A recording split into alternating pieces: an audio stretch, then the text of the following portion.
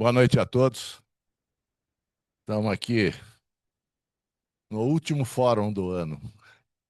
Esse foi o ano do centenário e fizemos inúmeros eventos científicos, culturais, sociais, e esse deixamos para o final, né? Fórum dos hospitais, que é uma coisa importantíssima a gente conversar hoje. Eu queria agradecer, então, a presença do doutor André, doutor Bertinelli, doutor Guilherme, doutor Altair, Fábio, doutor Henri, doutor Andrei e doutor Murilo Almeida. Alguns hospitais que foram convidados não aqueceram ao convite e hoje não estarão aqui conosco. Mas a intenção era uma discussão o mais ampla possível, né? A sociedade, o intuito dessa conversa é que nós chegamos aos primeiros 100 anos e estamos com os olhos para os próximos. Então, os moderadores vão orientar, vocês já receberam o, a carta com a roteiro que nós devemos seguir, que é o que vai ser bom a gente discutir hoje, né? Pensando no amanhã, ver o que os hospitais estão fazendo. Os hospitais é a casa de trabalho do médico. A sociedade é a casa do médico, mas os hospitais é a casa de trabalho do médico. Então é importante que essa parceria seja a melhor possível para que nós tenhamos os melhores objetivos, né? Então eu já quero passar para os moderadores aqui para a gente começar o debate, a apresentação e os debates. Muito obrigado. Muito obrigado pela presença de todos. É uma honra ter vocês aqui. É, essa apresentação de hoje está sendo gravada e nós vamos deixar disponível. Eu sei que todo mundo é ocupado dos afazeres, então o tempo que vocês têm, o custo da hora de vocês aqui é enorme e a gente agradece profundamente sobre isso. Apenas para hoje, examinando uma paciente que teve uma série de problemas, pancreatites, teve endometriose, operou, teve apendicite e tal, e já uma paciente antiga, e eu falei, olha, o que você está planejando para 2026? Ela falou assim, olha, o que eu estou querendo é não precisar ir no hospital mais.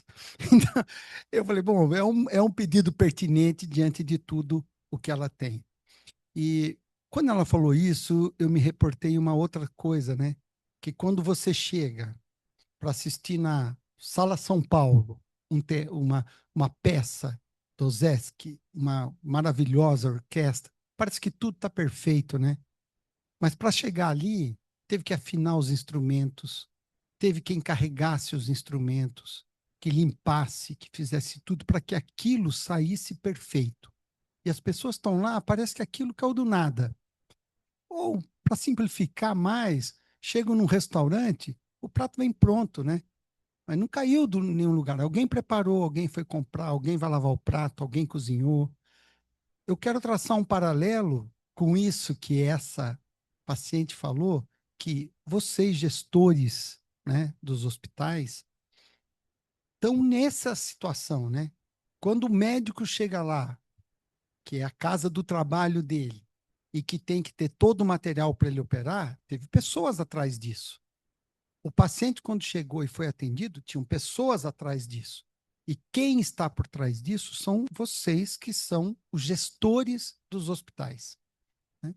E que está envolvido com muitas coisas. Hoje em dia, não basta mais ser um diretor clínico e ser médico, porque tem muita coisa muito mais complexa por trás disso do que era há 20 anos atrás, né? Então, nós vamos querer saber essa experiência de vocês, vamos ter um monte de perguntas e estamos todos ansiosos para ouvir o que vocês têm para dizer. Gabriel, você poderia completar aí? Obrigado, viu? Obrigado, Kleber.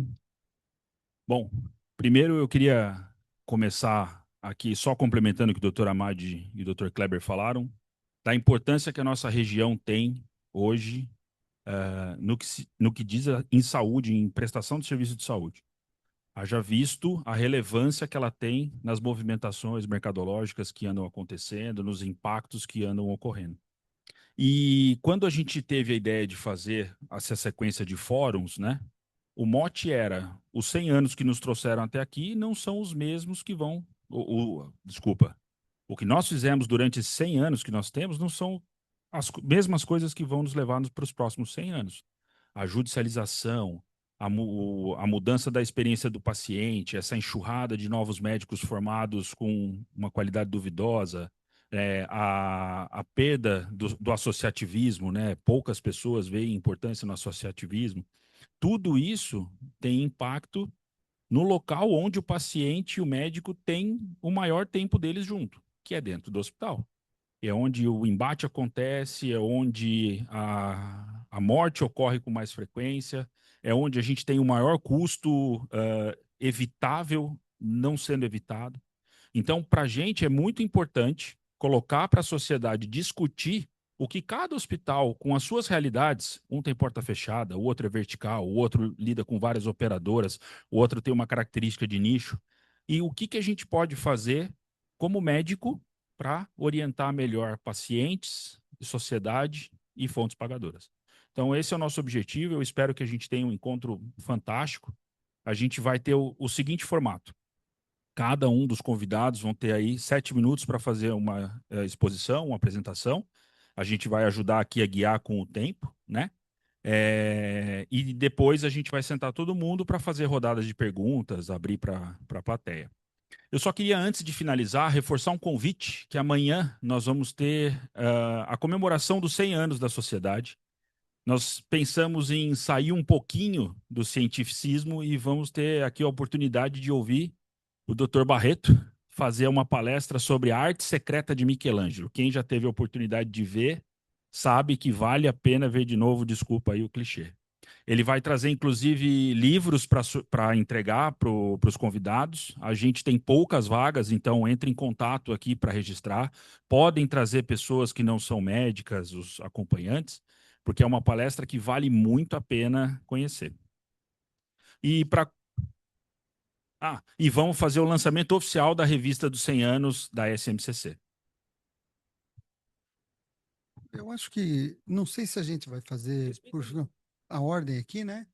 Então, não é uma questão de primeiro ou segundo, é só uma questão da ordem que está. Eu acho que o Dr. Tobar poderia iniciar, né? E é o CEO do Hospital Santa Teresa. Tobar, muito obrigado, viu? Pela presença e por nos ajudar.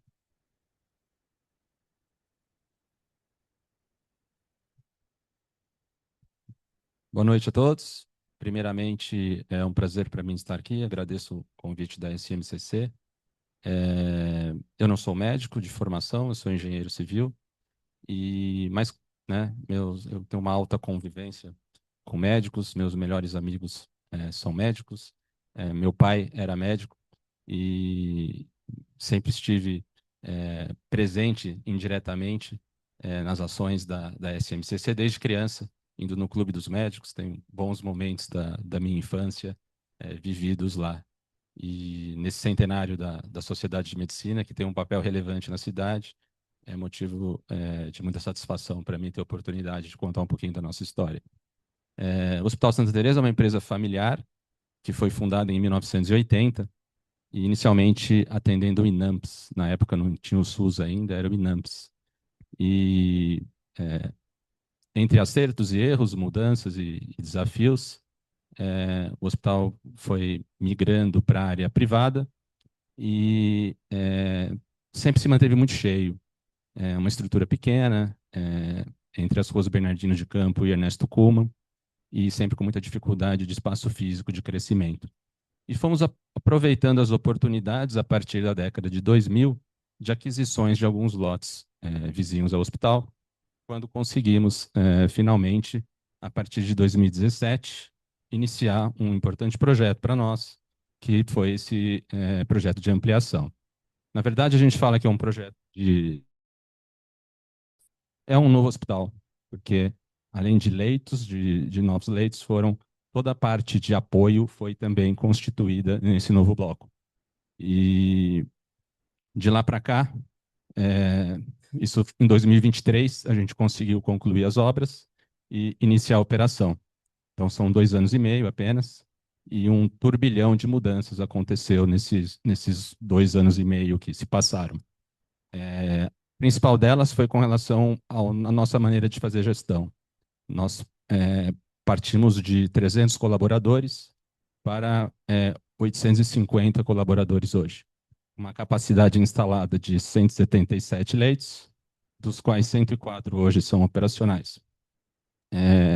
Nesse período todo, a gente entendeu que para ter uma mudança de gestão, de porte, de tamanho, foi necessário a gente ter um choque de gestão.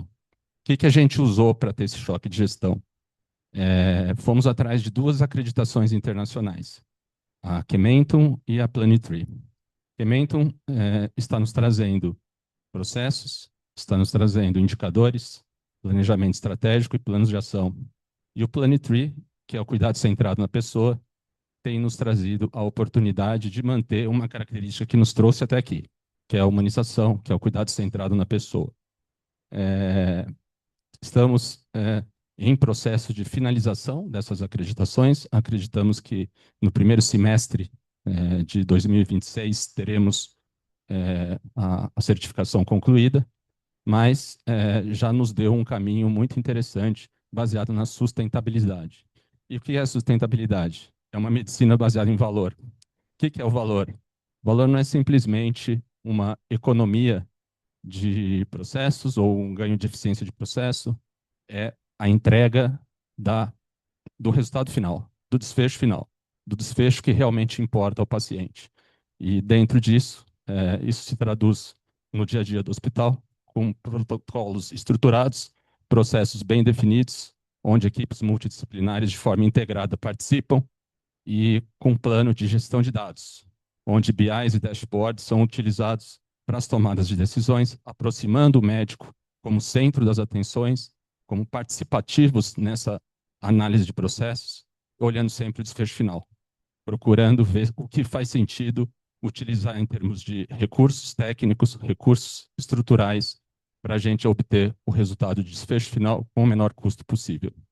E é um caminho longo, é um caminho desafiador, mas a gente entende que é o único caminho possível para a sustentabilidade do setor, a gente conseguir ter uma medicina de valor, entregar um serviço de valor para o paciente, que é o desfecho final que realmente importa. E temos trabalhado dentro desse conceito já há 2 anos e meio, com resultados muito promissores. A gente consegue hoje ter indicadores estruturados, ter análise de desfechos, ter planos de ação corrigindo os erros, de modo que a gente tenha um resultado final em termos de entrega do nosso serviço e que a sociedade veja valor nisso, as fontes pagadoras, os pacientes, e a gente tenha um hospital que realmente entregue esse trabalho. Em termos de números, o Hospital Santa Teresa hoje realiza em torno de 900 internações por mês e em torno de 7.000 consultas de pronto-socorro. Temos uma área ambulatorial com consultórios, que realiza em torno de 10.000 consultas por mês, e somos uma estrutura que não tem terceirização de serviço. Desde a parte de diagnóstico até a parte laboratorial, a gente utiliza de recursos próprios para a constituição, obviamente com parcerias com as coordenações médicas, para fazer a gestão e a indicação dos melhores recursos disponíveis. Acho que o meu tempo está acabando, vou deixar espaço para os demais e agradecer novamente a oportunidade de convite.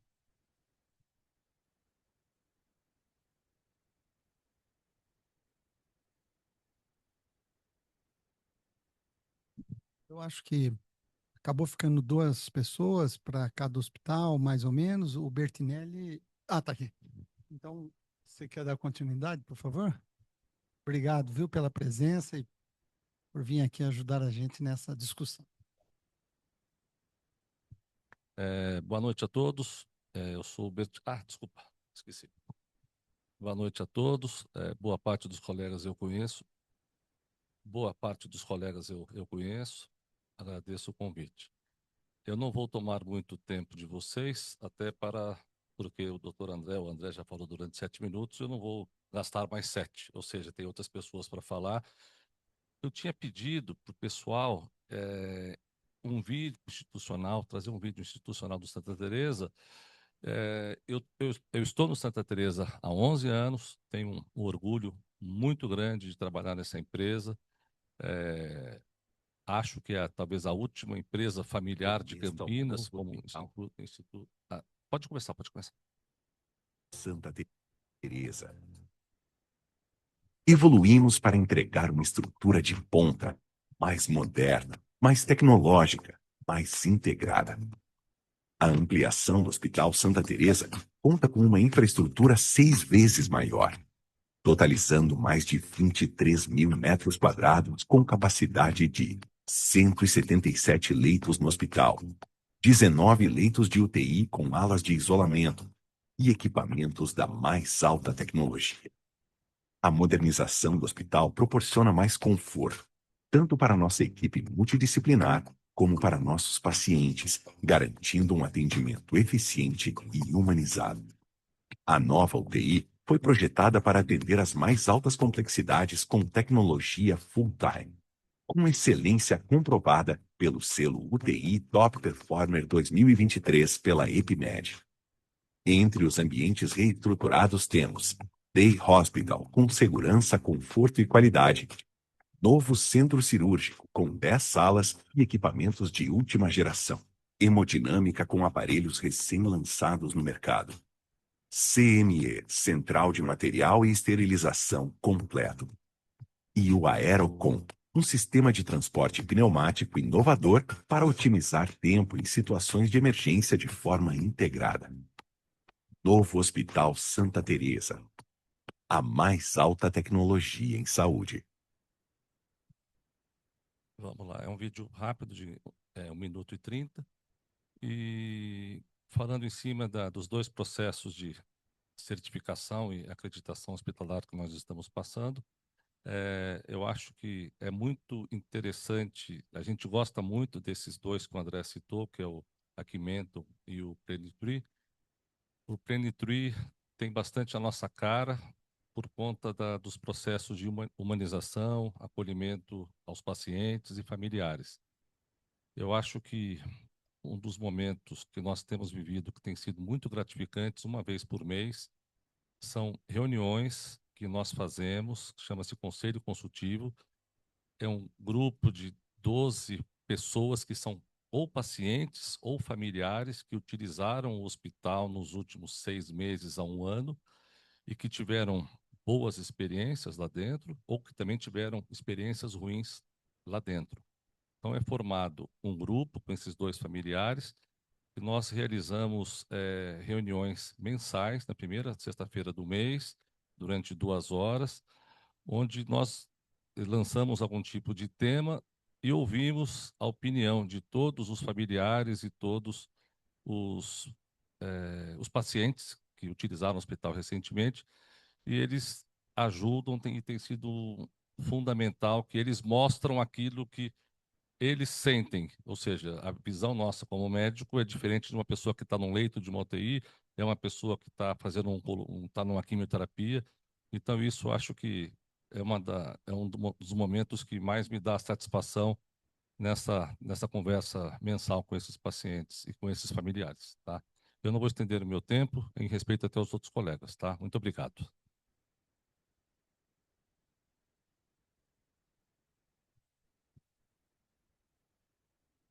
Obrigado, doutor Bertinelli.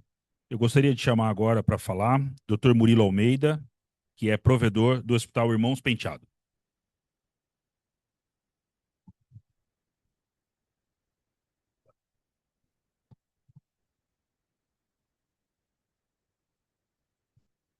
Boa noite a todos e a todas aqui presentes. Cumprimentando o amigo, o presidente da Sociedade de Medicina e Cirurgia de Campinas, doutor Amade. Cumprimento a todos aqui presentes, gestores e colegas. Bem, eu gosto muito de falar da Irmandade. Na realidade, só para todos terem a ideia, né, do que é a Irmandade, a Irmandade Misericórdia de Campinas tem 2 hospitais, Irmãos Penteado e Santa Casa. Muito bem. Pode passar o próximo, por gentileza? Essa é a imagem da Santa Casa, né? Uma imagem mais antiga que nós temos da Santa Casa. E esse ano completamos 154 anos. Foi o primeiro hospital de Campinas. Esse hospital aqui foi de uma importância ímpar, uma resiliência realmente hercúlea. Por quê? Passou aí por momentos difíceis no tempo da malária, da pandemia, da febre amarela, depois da meningite e assim por diante. Então, é uma fotografia que mostra a história da cidade, uma pequena história da cidade. Muito bonita. Muito bem. A Santa Casa foi construída, né, idealizada pelo Padre Vieira. E como se construiu isso daí? Para atender os mais necessitados, o pobre, o indigente, que na época, né? E quem financiou isso? Os barões de Campina, os grandes fazendeiros de Campina de café. E viveu uma época esplendorosa até a década de 30, quando houve aquela quebra toda do café e se construiu 2 pavilhões chamados Irmãos Penteado, que ao longo do tempo foi chamado Hospital Irmãos Penteado. Mas na realidade é Irmandade Misericórdia de Campinas, que tem um único CNPJ. Mas agora, né, tem um novo CNPJ, porque nós criamos há 10 anos atrás uma associação que é gestora do Hospital Irmãos Penteado. Muito bem, o próximo, por gentileza. Assumimos a gestão da Santa Casa, ou da Irmandade, em 2008. Praticamente 2/3 dela nessa situação. Então, é autoexplicativo, porque eu vou mostrar o próximo, como está neste momento. Por gentileza, o próximo. Então, por aí, em 17 anos de trabalho, eu estou falando de uma Santa Casa, onde, nos últimos 15 anos, 600 Santas Casas foram fechadas no Brasil. E hoje nós somos 1.837 Santas Casas no Brasil. E atendemos 54% do SUS. E na alta complexidade em São Paulo, 57%. Se não tivesse hospitais filantrópicos como Santa Casa ou outros, não teria SUS nesse país. Então, isso é uma importância muito relevante. Próximo. Aqui é um ponto onde nós pensamos o que fazer de diferente para fazer a diferença. Aqui é o começo da construção de um setor importantíssimo para a região metropolitana de Campinas. Aqui é o Centro de Tratamento de Queimados, onde nós atendemos a população aproximadamente de 6 milhões de habitantes nessa região. E foi muito importante, de uma importância ímpar, quando? No tempo do Covid, por causa do álcool gel. O que nós atendemos de queimado foi impressionante. Se nós não tivéssemos isso. Então, nesses últimos 9 anos, atendemos... Próximo, por gentileza. Aqui é uma imagem do Centro de Tratamento de Queimados. São 15 apartamentos de UTI. Temos... Próximo, por favor. Centro cirúrgico próximo, área administrativa. É um hospital dentro do hospital. E nesse período de 10 anos, atendemos aproximadamente 1.600 grandes queimados. Quando você atende um grande queimado e consegue realmente, né, a sobrevida desse paciente, aí que vem um grande trabalho, que é inserir de novo ele na sociedade. Então, ele vai para o ambulatório, ele passa 1, 2, 3 anos. É fisioterapia disso, a psicologia trabalhando em cima, até realmente trazer esse paciente de novo à sociedade e ao seu trabalho. Aqui a gente deixou marcado uma coisa muito importante, que eu acho que poucos fizeram. Ali está, narrativas em tempos de acolher a dor. Isso aí são narrativas de todos os nossos colaboradores do tempo do Covid. De todos. Perdemos colegas, perdemos colaboradores nessa época, mas aqui está a história registrada do nosso trabalho naquele momento. Próximo. Somos certificados, né? Próximo. E aqui é um certificado que dá um valor muito grande a essa diferença, que eu falei que a diferença faz a diferença. É o certificado que o nosso centro de tratamento de queimados tem, o selo diamante. Quantos centros de tratamento de queimados nós temos no Brasil inteiro, nesse país continental? 46. No estado de São Paulo, 14. É o único que tem um selo diamante. Hoje, reconhecido no mundo, até porque fazendo um intercâmbio quase toda semana com países de língua portuguesa, como Angola, Portugal e assim por diante. Próximo. Muito bem, aqui eu trago para encerrar a minha fala, hoje como está, e aqui é um projeto que estamos trabalhando há 7 anos de empreender. Por que empreender? Nós temos a maior área valorizada de Campinas, 27 mil metros quadrados no Cambuí. Não dá para construir só um hospital. Então, aquele primeiro plano seria dos investidores um prédio de 30 andares ao lado do hospital, aproximadamente 14 mil metros quadrados, né? E aqui você derruba todo o entorno e aparece ali a Santa Casa, que é tombada. Aprovamos já, que demorou muito tempo, no Condepat, porque é tombado, no Condefat, porque a capela é tombada, isso demorou quase 3 anos. Regularizamos toda essa área que estava toda irregular, demorou uns 3 anos, você tinha escritura de 1913, 1900, então foi um trabalho muito grande. Está pronto, teve um primeiro projeto aprovado, mas nós não tivemos aprovação do contrato. Então, estamos fazendo um novo contrato para poder empreender. E já temos investidores e temos aí o que é mais importante, como garantir a sustentabilidade daqui para frente. Então, a Santa Casa fez 154 anos. Se conseguirmos executar esse projeto, acredito que a gente vai vencer os próximos 100 anos. Muito obrigado.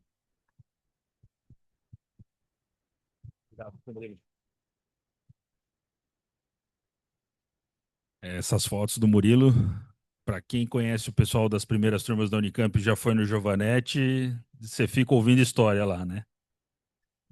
Queria convidar agora o Dr. Andrei Volsky, que é diretor clínico do Hospital Beneficência Portuguesa.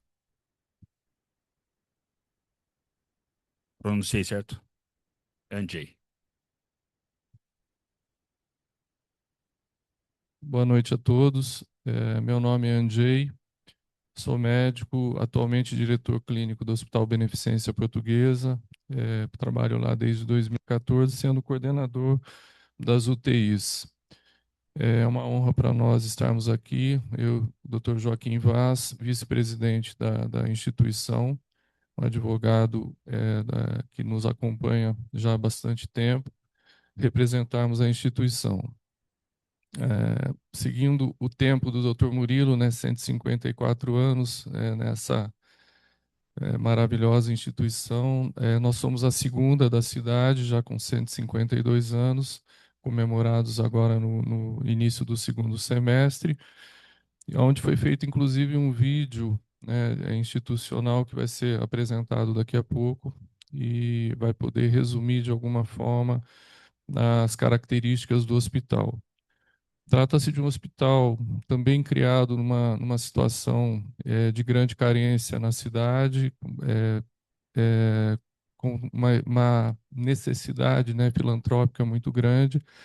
Também aos moldes da Irmandade vivemos auxílio a grandes pandemias que aconteceram em toda a região e preservamos esse desejo e essa necessidade de preservarmos a filantropia na instituição. Então, temos predominantemente o atendimento ao plano Beneficência Portuguesa, que carrega esse nome, mas é uma outra personalidade jurídica.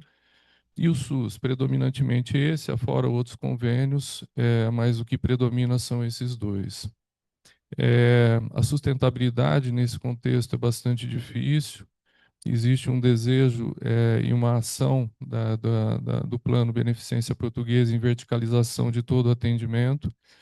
Então, vocês vão ver nesse vídeo curto que tem uma ampliação muito grande da instituição, com aumento da complexidade, com ressonância magnética a ser instalada ainda no primeiro mês até o primeiro mês de janeiro do ano que vem.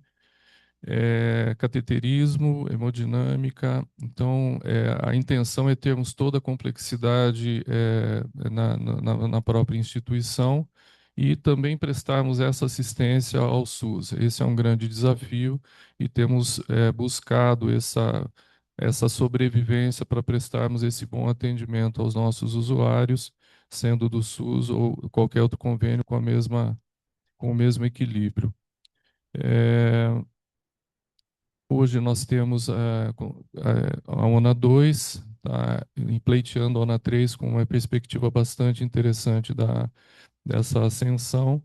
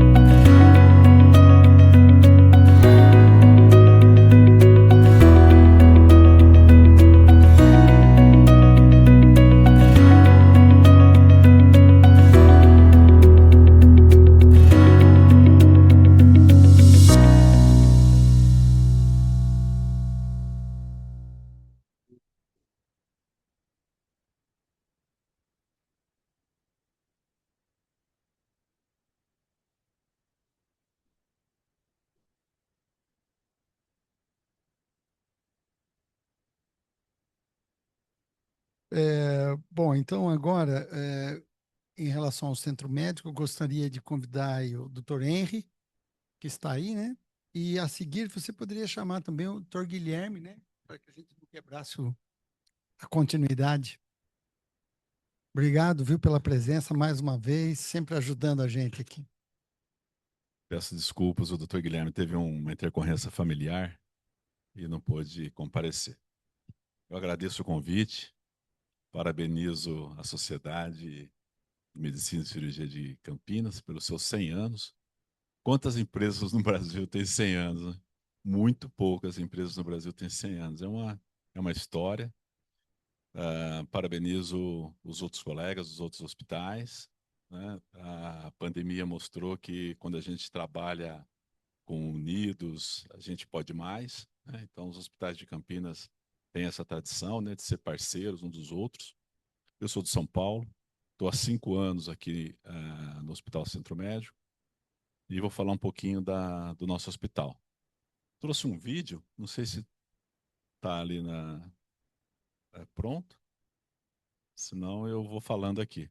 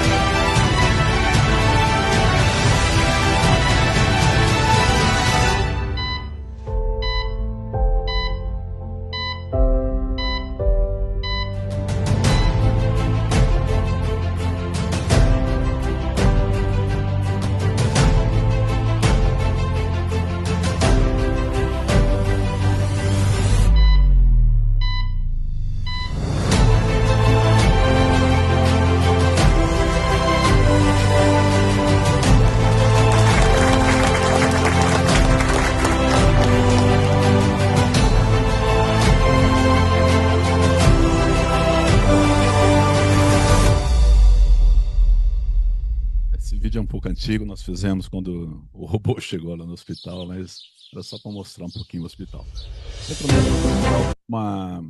Com uma infraestrutura muito robusta, são 230 leitos, 60 leitos de UTI, 14 salas cirúrgicas, salas bem equipadas, nós fazemos quase todos os tipos de cirurgias lá, é um hospital de alta complexidade, tem uma unidade dedicada a transplantes, tem uma unidade dedicada às patologias cardioneurovasculares. Acho que foi o primeiro hospital, se eu não estou enganado, a ter neuro de segunda a segunda, né, em regime de plantão no hospital. Recentemente fizemos a primeira tratamento oncológico com terapia genética. Se eu não me engano, foi o primeiro hospital privado do interior do Brasil a fazer esse procedimento.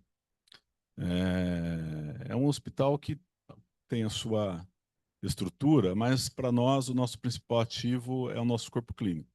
É um hospital com um corpo clínico muito forte, com muitos médicos lá ao longo do dia e também com uma equipe multiprofissional muito forte. Todos eles CLT, fisioterapia 24 horas, fono, farmacêutica clínica, enfim, toda a estrutura para que a gente garanta uma assistência segura, né? Os indicadores do hospital são realmente indicadores muito robustos. Quando nós comparamos com a ANAP, que é o nosso benchmark de mercado, a gente não perde em quase nenhum indicador. O Centro Médico, nos últimos 5 anos, foi reconhecido pela Newsweek como o melhor hospital do interior do Brasil. Já ficamos na 7ª colocação na época da pandemia, e agora depois fomos caindo um pouco, hoje estamos em 13º. Acho que é um orgulho para Campinas. É um hospital que tem também uma parte educacional muito forte. Temos residência médica em várias especialidades, algumas muito reconhecidas. Produção do Centro Médico, nós temos aproximadamente 1.800 internações mês. Pronto-socorro tem 8.000 consultas em média. Fazemos 1.300 cirurgias mês lá no hospital.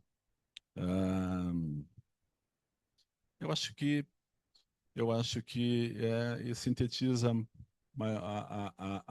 a nossa história, né? É uma fundação, ela se tornou uma fundação desde 2007. Temos 53 anos de vida. É um hospital bem mais jovem do que os colegas apresentaram aqui. Então, tem uma história ainda pela frente.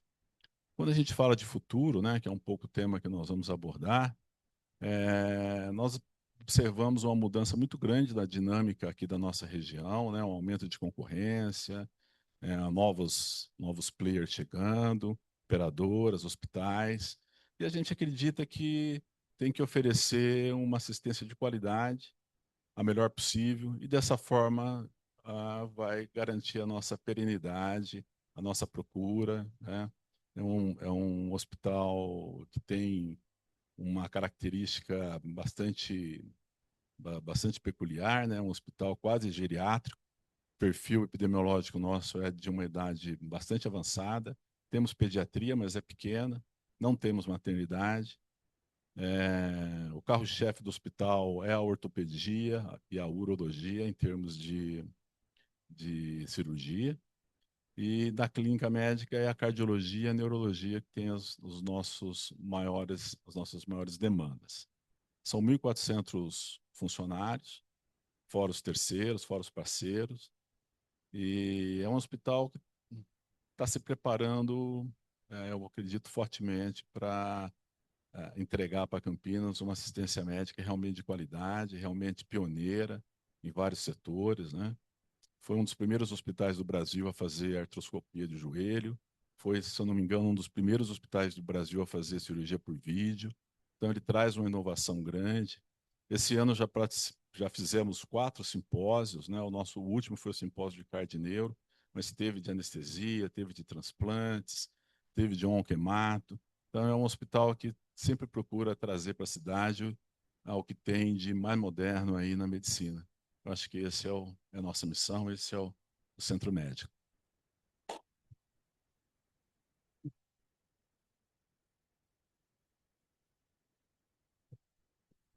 Não tem maternidade, mas tinha, que minha mãe jura que eu nasci lá. Bom, um que tinha maternidade não tem mais, e um que era maternidade e agora talvez não seja mais. Queria convidar o Dr. Altair Massaro, diretor-geral da Maternidade de Campinas. Está no sangue, né? Boa noite a todos, todas. Doutora Madi, obrigado pelo convite. É uma honra a maternidade estar aqui. Eu acho que recolocar a maternidade nesses fóruns, para a gente, é sempre um prazer. Parabéns pelos 100 anos. Parabéns pelos colegas que apresentaram aqui antes. Acho que foi muito interessante ver que a gente ainda não é o mais velho, nós só temos 112. Eu queria contar um pouco, aproveitar a oportunidade, espero não passar do tempo, porque acho que tem bastante novidade, né? Acho que as pessoas estão ansiosas de saber o que está acontecendo com a maternidade, o que ia acontecer com a maternidade. Eu acho que ia ser um shopping, poderia ser um... Estava nessa, né? Hoje, talvez, se não tivesse mais o prédio da maternidade, tivesse um shopping center ali. Por favor, pode passar o próximo. Pode passar? Só para contar um pouquinho, né? A gente tem a fundação em 1913, então um pouquinho mais novo do que os colegas, 112 anos de história, uma história que não pode morrer, uma história que não pode acabar, né? Por favor, pode passar. Outro, uma história que nasce com a permissão do legislativo, né, em doar um terreno que hoje está o São Luís, mas era uma rodoviária, né? Depois passou a ser uma rodoviária. Essa rodoviária tem uma história de proximidade com a maternidade muito grande, porque cada passagem que se comprava lá tinha um ticket que vinha para a maternidade. Até 2008, quando foi feita a nova rodoviária. E aí a gente tem um encerramento de uma renda para a maternidade que é crucial para o processo financeiro e econômico da instituição. Ela é uma instituição filantrópica, sempre foi filantrópica, nasce com essa característica, nasce com essa necessidade de atender as mães carentes de Campinas, da região, e ela vem sofrendo, então, uma queda na sua condição financeira e econômica muito intensa, chegando a ter um passivo que é quase o dobro do seu patrimônio.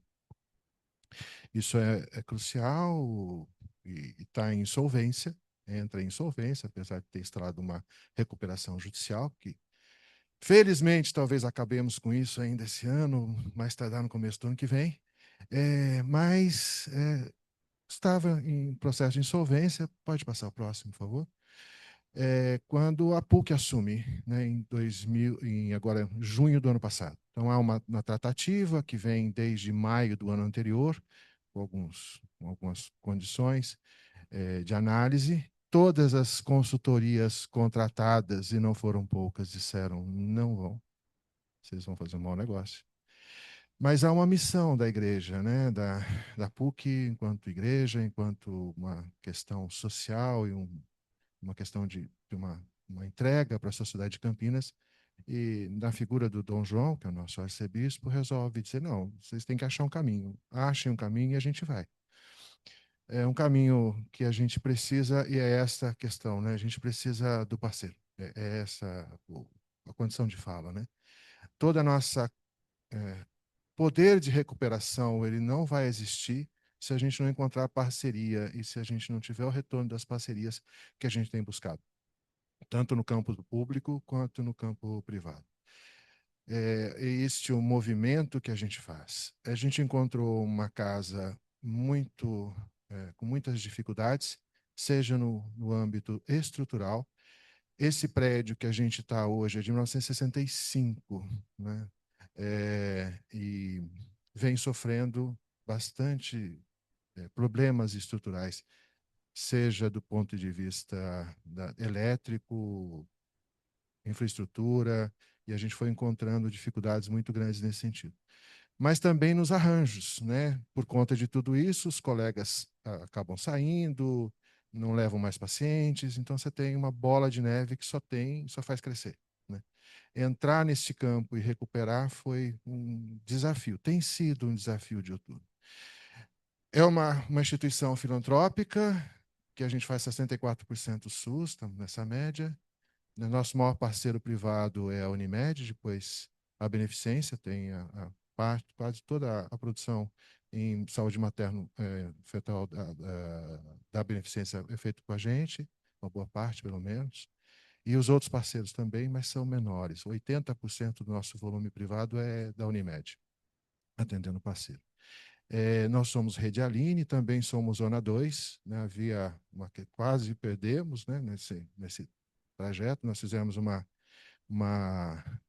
visita de recertificação com 8 avaliadores. Eles vieram levantar todos os tapetes, porque souberam que tinha dificuldade, se era a UNA 2 mesmo, e a gente estava preparado para isso.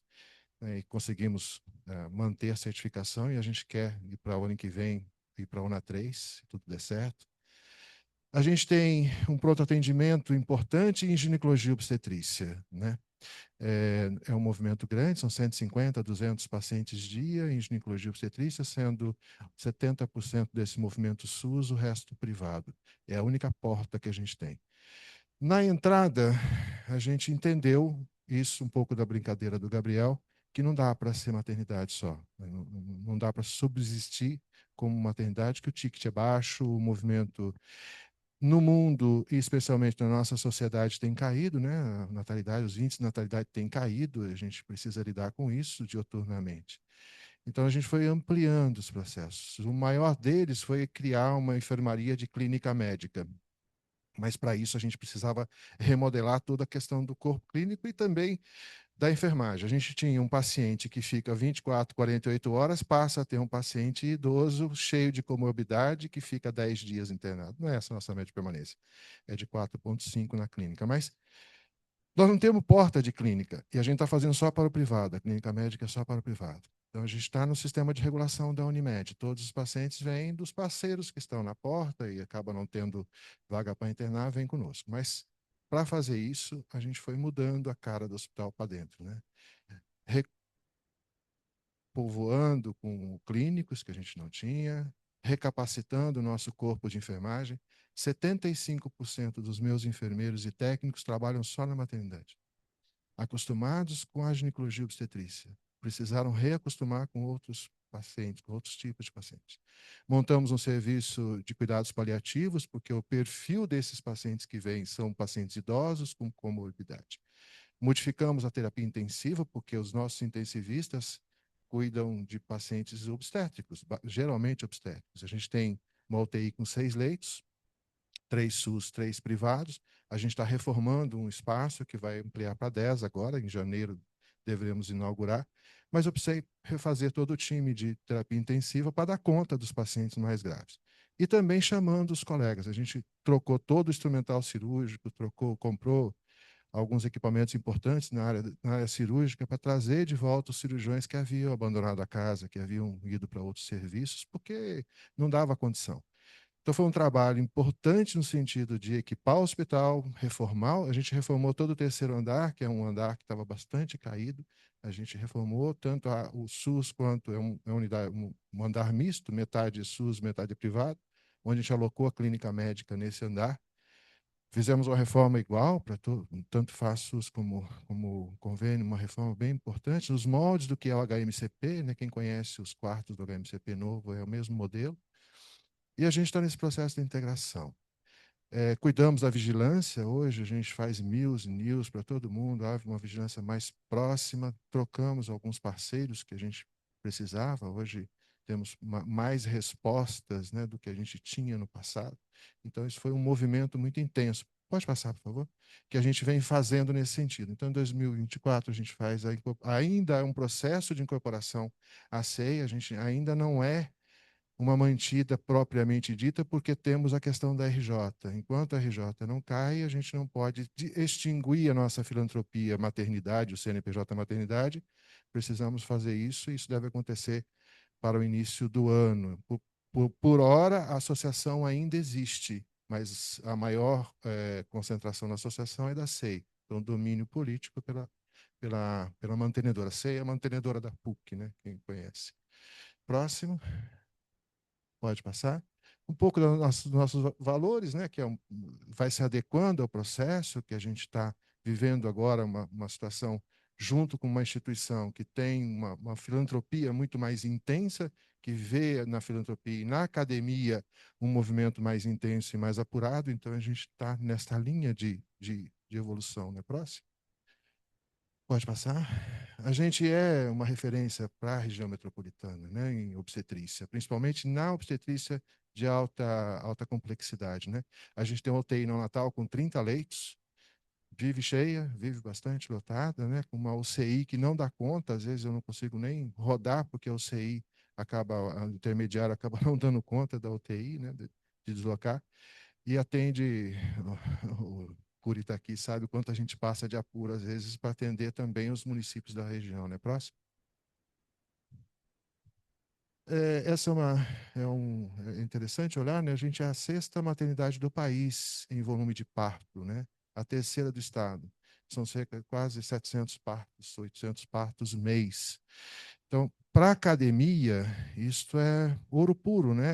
A PUC vê nisso uma importância muito grande para a formação em ginecologia e obstetrícia e também na pediatria.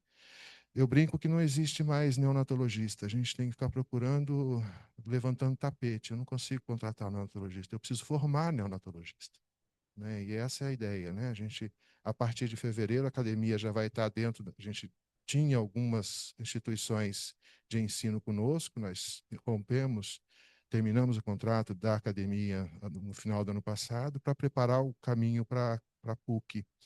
E a partir de fevereiro do ano que vem, a gente já tem a academia junto conosco, os internos de ginecologia, de pediatria, e a gente vai avançar no que for possível. Também as outras faculdades devem vir. E a ideia é incentivar a formação desses profissionais, né? Ginecologistas também, viu, Kleber? Parece que ninguém mais quer ser ginecologista e quando quer, não quer dar plantão de fim de semana. É um horror, né? Próximo, por favor. 64% SUS, 36% privado, próximo. Pode passar. E eu acho que é um pouco isso que eu queria contar, mas dizer isso, né? A maternidade hoje já está aberta para esse campo, né? A gente quer fazer parceria. A gente quer estar junto com Campinas. Acho que isso precisa ficar, né, na mente das pessoas. A maternidade não é uma ameaça, né? A maternidade é uma oportunidade da gente trabalhar possibilidades de atenção à saúde materno-fetal. Acho isso importante, porque isso a gente não encontra com tanta facilidade. Para o SUS, principalmente, somos nós, a PUC e o CAISM. O CAISM hoje ele é mais oncológico do que obstétrico, né? A PUC faz um volume pequeno e nós fazemos um volume muito grande, acho que nesse campo. Mas não só nisso, a gente quer ampliar as possibilidades nas outras especialidades também. A gente quer que a plástica vá para lá, a gente quer que o otorrino vá para lá, a gente quer que o cirurgião geral opere conosco, viu, Chico? Trazer a turma para operar com a gente. Acho que a ideia da gente é trabalhar com as maiores possibilidades que a gente tem para recuperar a maternidade. A gente ainda está negativo, a gente não conseguiu virar a chave. Há uma necessidade muito grande ainda de agir sobre isso, né? Então, essa parceria para a gente, as parcerias para a gente são significativas, a gente está sempre de portas abertas. Obrigado a todos.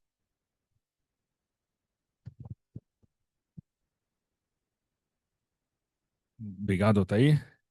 Por fim, para a gente chamar o nosso último palestrante, Dr. Fábio Geraldo, diretor técnico do Hospital da Unimed Campinas, por favor. Boa noite a todos. Parabéns à sociedade pela iniciativa e agradeço o convite para a nossa cooperativa. O Hospital da Unimed, ele é, sem dúvida nenhuma, o mais novo de todos aqui, 8 anos de história apenas. Ele surgiu como uma necessidade de uma retaguarda para a DUC, na assistência domiciliar. E depois disso foi visto que só a DUC não ia trazer uma taxa de ocupação interessante para a gente, e a gente começou a mudar o escopo do hospital, né? Veio o Covid, aí transformou o hospital todo num covidário, né? Usamos centro cirúrgico, tudo, sabe, todos passaram por essa situação difícil. E hoje nós somos a retaguarda dos serviços próprios. Então é o PAUC, que é o nosso pronto-socorro lá em Sumaré, permanecemos da DUC e do CQA, né? Somos um hospital de médio porte, 88 leitos, e atualmente estamos ampliando o nosso centro cirúrgico. O centro cirúrgico, no início, ele tinha a ideia de só dar uma retaguarda interna, mas com esse novo escopo do hospital, nós temos essa necessidade de ampliar esse quadro, né? Então, hoje, nós vamos para 7 salas cirúrgicas, em breve, até março do ano que vem. Nós modernizamos o nosso parque radiológico, já fizemos uma nova aquisição, tomografia, ultrassom, ecocardiograma, trocamos todos os aparelhos no final e início deste ano. E com a reforma que a gente está trabalhando muito nisso, a gente pretende caminhar para quê? Para uma integração entre os serviços públicos. Nós queremos, se fala muito na verticalização, mas o que nós queremos é horizontalizar o atendimento dentro do sistema Unimed. Quando ele chega lá no pronto-socorro em Sumaré e até ele chegar para nós. Investimos para isso em tecnologia, né? Que é o prontuário eletrônico, acho que quase todos aqui têm, sem dúvida é estritamente necessário. Nós somos um hospital no paper, né? Então, praticamente tudo é digitalizado. Tínhamos ainda algumas questões de termos de consentimentos, tudo mais, mas conseguimos trazer agora também informatizado. A gente hoje é um hospital ONA 3, acreditado ONA 3, e estamos também no Qualis, né, por conta dos nossos indicadores, tá? Nós temos indicadores robustos e tudo isso por algo que a gente não abre mão lá no nosso hospital, que é inegociável, que é a segurança do paciente. Então, nós investimos bastante em protocolos clínicos, rounds diários nas UTIs, nas enfermarias. A nossa medicina, nossa enfermaria é medicina hospitalista. Então, o médico não interna no nome dele na clínica médica, interna para os colegas que fazem a evolução dos casos. E essa segurança do paciente hoje, que a gente está bastante focado nisso, além dos protocolos, rounds, a gente tem visto que, principalmente no centro cirúrgico, com os protocolos cirurgias seguras, nós temos uma taxa de infecção em cirurgia limpa bastante baixa, 0,5%. Então, isso também chama bastante atenção. E a nossa proposta para o futuro é manter essa integração, principalmente dentro da cooperativa mesmo, tá? E trazer mais tecnologia, né? A gente pensa em ter um centro cirúrgico mais dinâmico, vamos trazer algumas especialidades, convidar também para trabalhar conosco e espero que a gente consiga evoluir bem nisso daí, tá bom? Obrigado, obrigado. Agora vocês vão ficar na roda de fogo. Henri, por favor. O Tobar, o Altair, quem mais aí? Todos, né?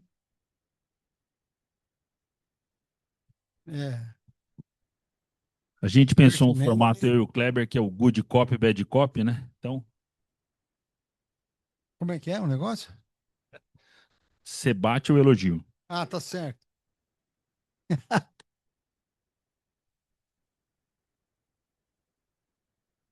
Eu acho que o doutor Amadi, ele tinha comentado, a gente tinha conversado, que tem mais hospitais em Campinas, obviamente que não são só os que estão aqui representados. Infelizmente, nós não tivemos uma resposta positiva, né, doutor Amadi? Apesar das insistências. E exatamente a gente imagina por quê, né? Quer dizer, você viu que todos aqui estão compromissados com a medicina de ponta, com respeito aos pacientes, ao trabalho médico, e talvez alguns outros talvez não aceitaram essa exposição, né? Mas muito obrigado pela presença de todos, pelo tempo despendido, pela apresentação, foi muito boa.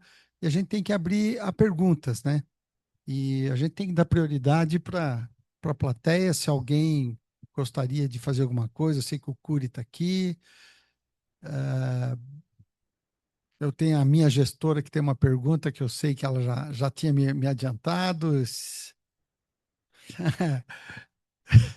Não, mas então você pode começar, Poliana, por favor. É a gestora do Voluta que vai fazer a primeira pergunta. Boa noite, pessoal. Gostei muito de entender um pouco mais a diversidade, né, dos hospitais aqui da região. Tenho várias perguntas, assim, enquanto gestora, lógico que de uma clínica de imagem, né, é uma complexidade muito diferente aí da de vocês, mas uma coisa que a gente percebe, assim, que todo gestor, médico ou não, precisa ter uma capacidade grande aí de adquirir novas habilidades, né? Tem a inteligência artificial vindo, tem também uma tendência de judicialização, tem as imposições da ANS para os que são gestão, né, de plano. E a minha pergunta é nesse sentido: o que hoje está mais difícil para vocês no sentido de sustentabilidade financeira? O que está mais impactando? Como está sendo preparar a equipe para essas tendências? É muito legal entender a estrutura de vocês, o modelo de funcionamento, as especialidades, mas enquanto gestora, até para dividir a dor com vocês, eu queria entender um pouco disso mesmo, de dificuldade de gestão no dia a dia, dos problemas desses próximos 100 anos, então. Obrigada.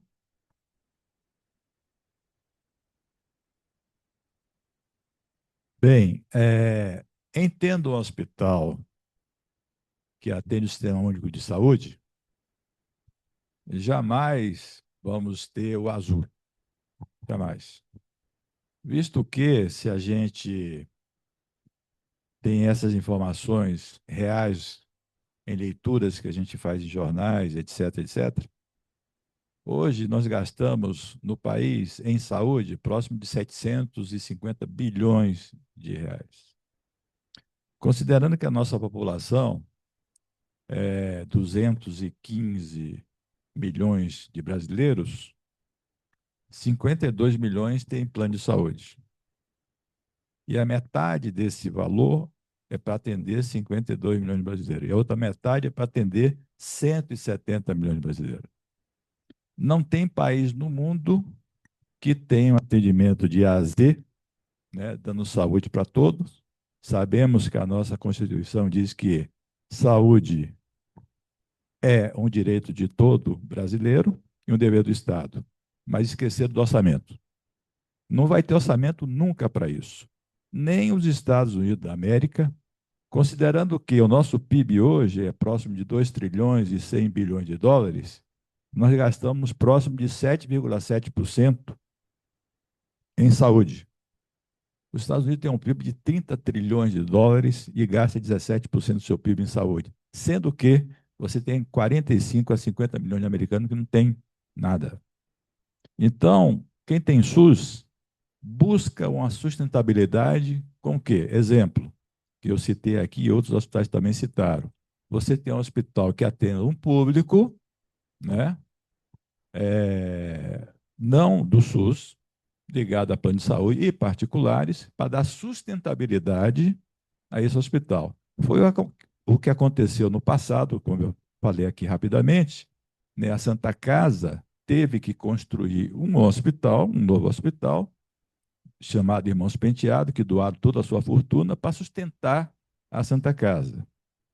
Depois que também esse hospital não conseguiu sustentá-la, né, nasceu ali a Faculdade de Ciências Médicas, né, que hoje está no campus, né, na Unicamp. Ficou ali por 20 anos, de 65 a 85, e manteve aquele hospital aberto. Com a saída dela também houve uma queda de receita muito grande. E o último slide é o nosso grande desafio, onde ele está sobrevivendo há 154 anos, né? E para sobreviver mais 100 anos, você tem que empreender, né? Hoje nós temos no país, como eu falei, 1.837 filantrópicas, e 57 delas têm operadores de saúde, que a sustenta. Exemplo, a própria Beneficência Portuguesa, que hoje tem 80 mil vidas, que tem um faturamento próximo de 400 milhões anos. Então, isso faz com que tape este buraco que o SUS faz com as filantrópicas, né? Mas é necessário sobreviver e buscar como sobreviver. Uma forma é esta, né? Outra forma são de parcerias entre esses hospitais, né? Como foi citado aqui a Maternidade de Campinas, né? Com a própria PUC, que realmente tem um trabalho fantástico, maravilhoso nesse tempo todo, que hoje é a detentora de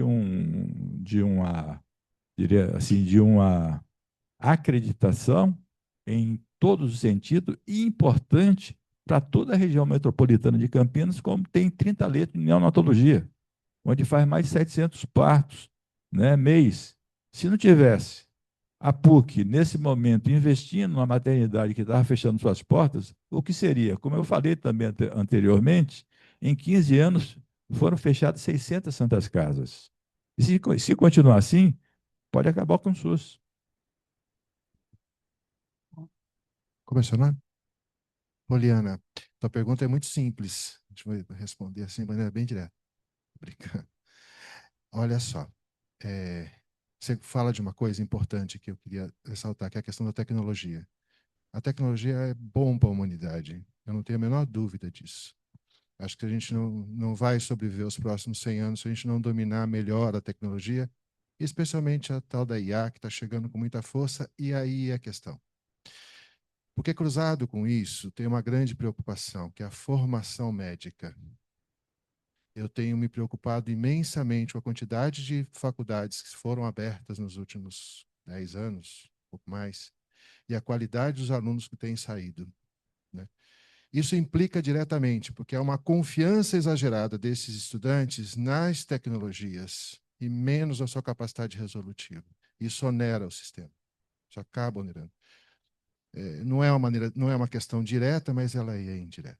Então, a gente não está se preocupando muito com isso, eu acho, mas a questão da formação médica ela impacta diretamente nessa questão.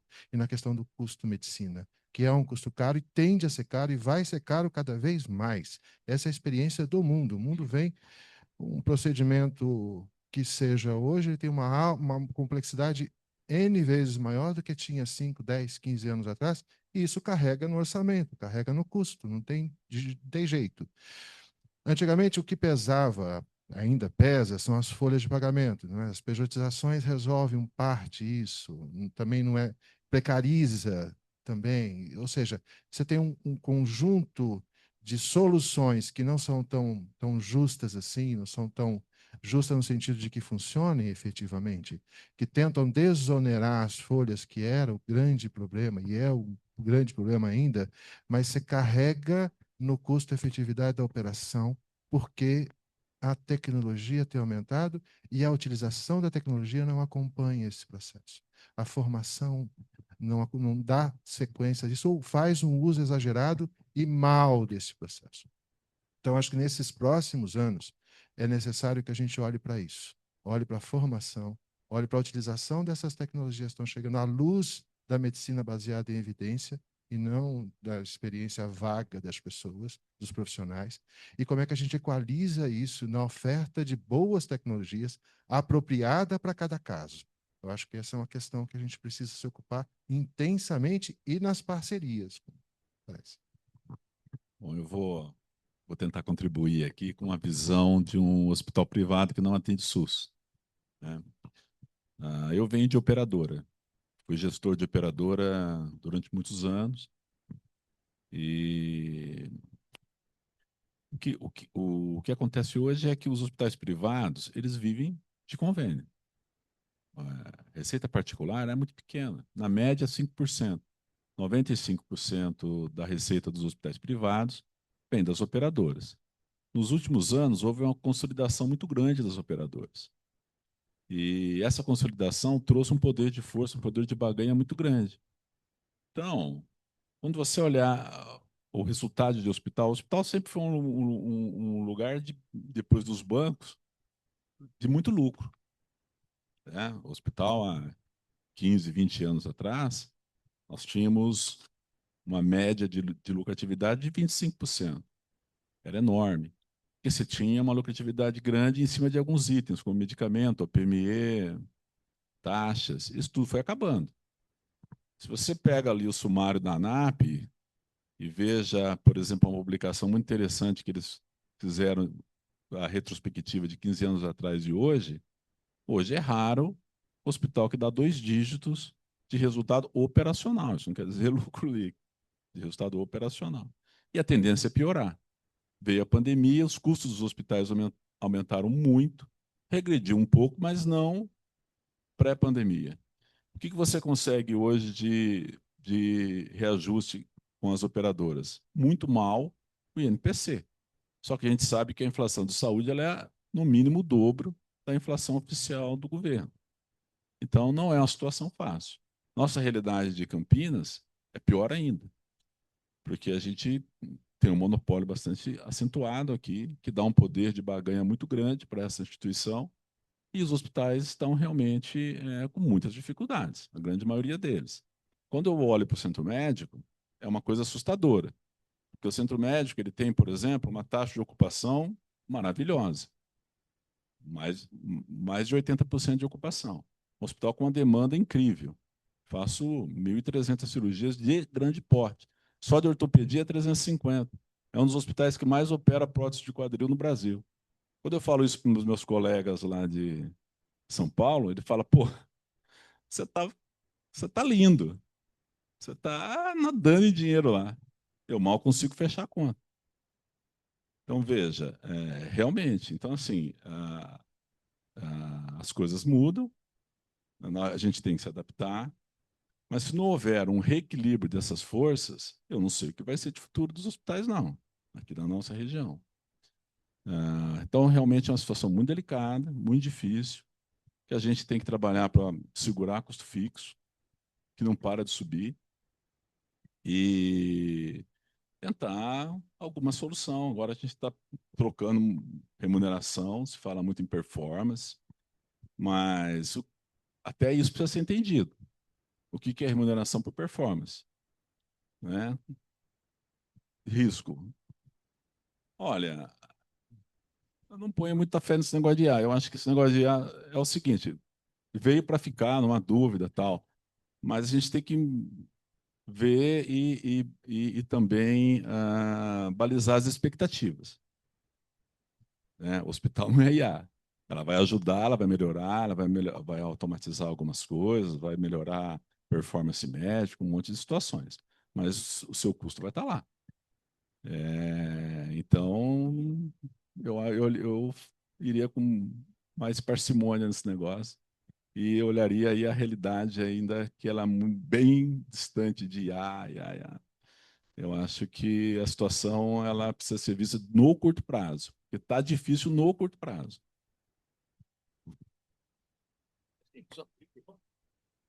Olá, Poliana, tudo bom? Tudo bem. Quando a gente pensa na gestão financeira, a gente está muito atrelado aos custos, né? Que estão aumentando exponencialmente. Novas tecnologias, novos medicamentos, principalmente oncologias, imunomoduladores, tudo mais. Mas a gente tem que pensar também no desperdício. Então, a gente está trabalhando muito lá no Hospital da Unimed com uma ferramenta chamada DRG, que a cooperativa já implantou quase todos os hospitais credenciados e que está nos ajudando muito a entender melhor a assistência. Então, ali a gente consegue mapear todo o tracer, né, do paciente dentro do hospital. E a gente está meio assim, claro que um dos grandes gargalos é o número excessivo de diárias. É aí que tem um desperdício muito grande e a gente, nessa gestão financeira, a gente pode também trabalhar um pouco nisso, né? Tentar diminuir o desperdício, principalmente em diárias prolongadas. Complementando um pouco, saindo um pouco da decisão do gestor hospitalar, eu acho que o que a gente tem hoje de grande desafio é realmente chegar num acordo de valor com a sociedade. Nós temos uma regulação altamente rigorosa, onde se exige o incremento de novas tecnologias de maneira imediata, quer seja via regulação ou quer seja via liminares judiciais.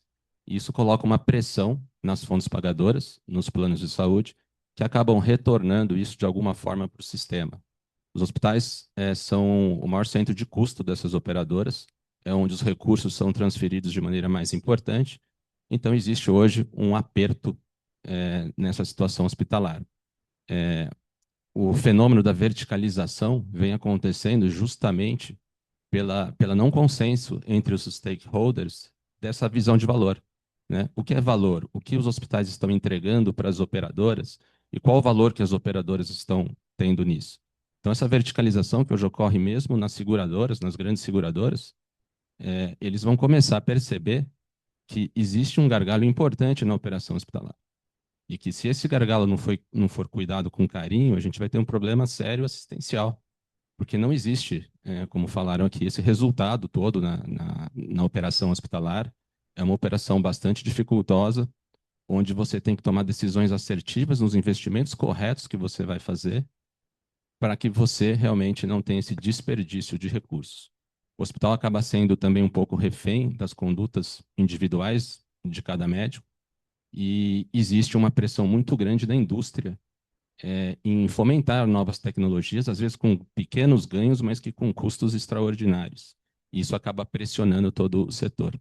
Então, eu entendo que para a gente ter uma melhor harmonia, a gente tem que ter uma medida de valor, com processos definidos, com protocolos, com análise de dados, e eu acho que aí a IA pode ajudar bastante o setor, para a gente ter realmente mais dados, mais informações, e caminhar todos, inclusive a sociedade médica, com essa visão de valor, para que o custo final e a entrega seja adequado.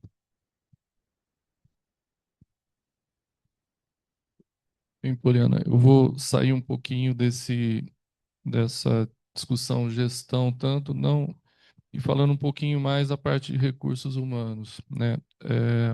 Com a história de vida de direção clínica, né, Dr. Murilo, num período na Irmandade Misericórdia, agora na Beneficência Portuguesa, um dos pontos que o Dr. Altair toca é sobre a formação médica, né? Muitas das dificuldades que nós temos hoje se referem aos processos que a gente tenta estabelecer nos hospitais, mas são muitas vezes limitados por pessoas que estão cada vez com uma formação mais limitada, com mais facilidade de acesso à faculdade de medicina, menos possibilidade de formação, de especialização em residência, e de alguma forma caindo na vida com o trabalho, estabelecendo trabalhos com uma competência um pouco menor do que se tinha. Com isso, o estabelecimento de processos dentro das instituições se torna cada vez mais difíceis. Veja que há um tempo, as reclamações que chegavam, por exemplo, numa diretoria, eram reclamações menos intensas e mais vagas. Hoje, as reclamações são muito sobre um médico não tocar num paciente. E aí vem essa situação. Antigamente, com um bom exame físico e um raio-x de tórax, você podia fazer um diagnóstico de pneumonia. Hoje, a pessoa não toca no paciente, pede uma ressonância ou uma tomografia. Veja que esse é um impacto bastante significativo. Um outro exemplo na minha especialidade, por mais que nós tenhamos do Ministério de Saúde critérios para internação e UTI super bem estabelecidos, raramente a gente consegue impor, enquanto intensivistas, essa internação, gerando internação de pacientes que muitas vezes ficam internados um tempo prolongado na UTI, gerando um custo bastante grande, sem absolutamente nenhuma perspectiva de recuperação, no que a gente considera uma distanase, e muitas vezes todo o processo que poderia ser evitado não conseguimos. Volto a dizer, todos esses processos com as pessoas com a formação cada vez mais limitada, e isso tende a aumentar, é muito difícil. A gente pensar até em inteligência artificial para que consigamos, sem o envolvimento e a competência médica e uma formação um pouco mais adequada e um critério, né, de atenção ao paciente, uma preocupação, um envolvimento, uma empatia com o paciente que cada vez está mais distante, pessoas que não têm interesse praticamente em trabalhar em hospital, né, que buscam um benefício mais individual da medicina, num status, num pseudo-status. Essa é uma situação meio assustadora para mim. E no sentido do que a tecnologia que vai aumentar, os custos vão aumentar de uma forma exuberante, e muitas vezes esses recursos humanos médicos não vão conseguir cumprir essa competência necessária. Então, os custos vão aumentar e muitas vezes o resultado não vai ser tão bom. Eu queria aproveitar o gancho dessa fala de vocês, dos médicos, antes de pôr para o Cury, rapidinho. A SMCC, e como o Cury provavelmente vai falar, é grande defensora do exame de proficiência e uma série de coisas. Mas eu queria só pegar o gancho dessa fala e saber de cada um de vocês, porque a história mostra que há 154 anos atrás, os primeiros hospitais vieram e o maior ativo que fez com que essas instituições continuassem crescendo e florescendo são os médicos que vieram trabalhar aqui, que foram formados pelas faculdades que vieram e que se mantêm ainda em atividade. E a gente começa, então, a ter equipes cada vez mais heterogêneas, com grandes especialistas numa ponta, às vezes sem sucessão em algumas áreas, como a gente vê, o próprio Altair falou, o neonatologista antigamente era formado em 3 anos. Hoje ele precisa de 5 anos para se formar neonatologista por uma especialidade essencialmente de plantão. Então, eu queria ouvir de vocês o que cada instituição tem feito para reter esses talentos ou para oferecer para o médico melhores condições de trabalho que a gente não enxerga no que eu vou chamar de mundo lá fora, né? São condições cada vez mais precárias, são plantões onde ele não tem assistência, seja por medicação. O Dr. Murilo colocou bastante que a realidade do SUS, ela anda em perpendicular ao sistema privado, tenta se manter por força muito grande das instituições que ali estão. Mas eu queria ouvir um pouquinho de vocês, o que os hospitais têm feito para cativar o bom médico a ficar na instituição de vocês. Só complementar com isso. Além disso, a ANS, ela não corrobora com essa coisa de verticalização, onde o paciente não tem direito à escolha. Então, eu vejo que há uma tendência de verticalização, mas como que fica isso diante da ANS e retendo também os médicos de qualidade? Olha, tenho 30 anos aí de gestão, né? Já fui gestor de operadoras grandes, big, entre as maiores do Brasil, e agora estou no hospital, né? Então, o que a gente observa nesses 30 anos? É um monte de modismo, né? Cada hora tem uma onda aí e as pessoas vão. Hoje é a verticalização. Verticalização é uma... Não estou dizendo que é ruim, mas também não é uma bala de prata. Todo mundo, eu acho que acompanhou o que aconteceu com a Apivida nesse último mês. Ela perdeu 50% do valor.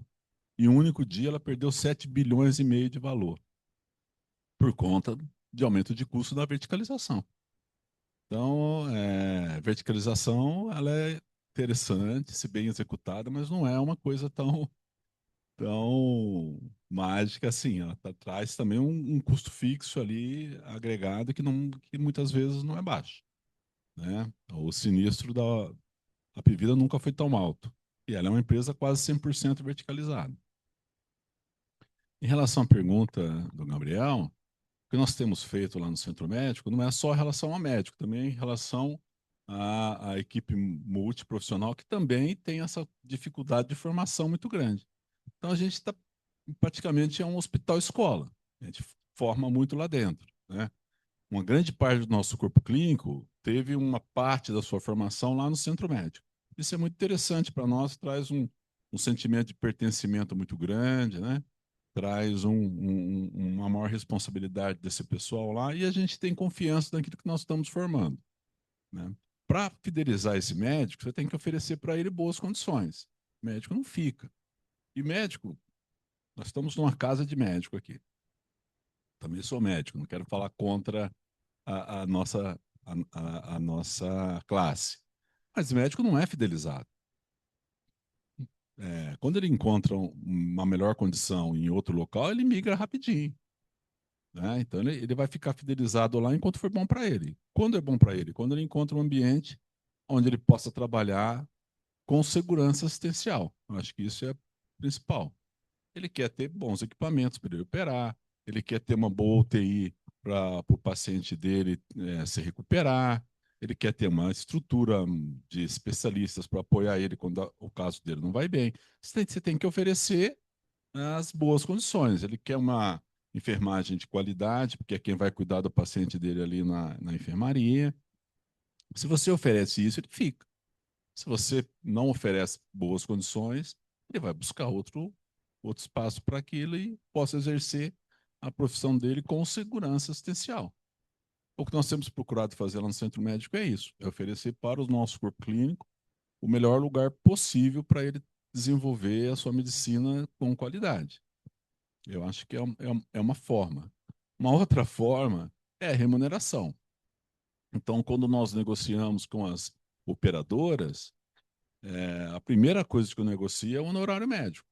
A gente tenta, de alguma forma, fazer com que o honorário médico, apesar das dificuldades, apesar de operadora nunca ser um honorário que o médico considere justa para ele, a gente sempre tenta, na medida do possível, trazer essa melhor condição financeira para ele também. Eu acho que é umas ferramentas aí de fidelização, entendendo que se ele encontrar um melhor ambiente em outro local, ele vai migrar.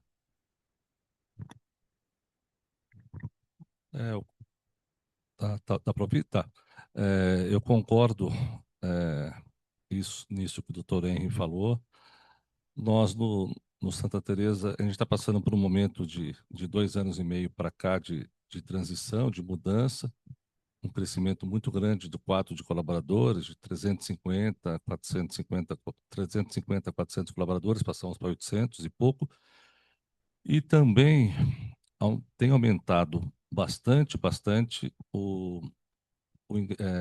os colegas ingressam no nosso corpo clínico.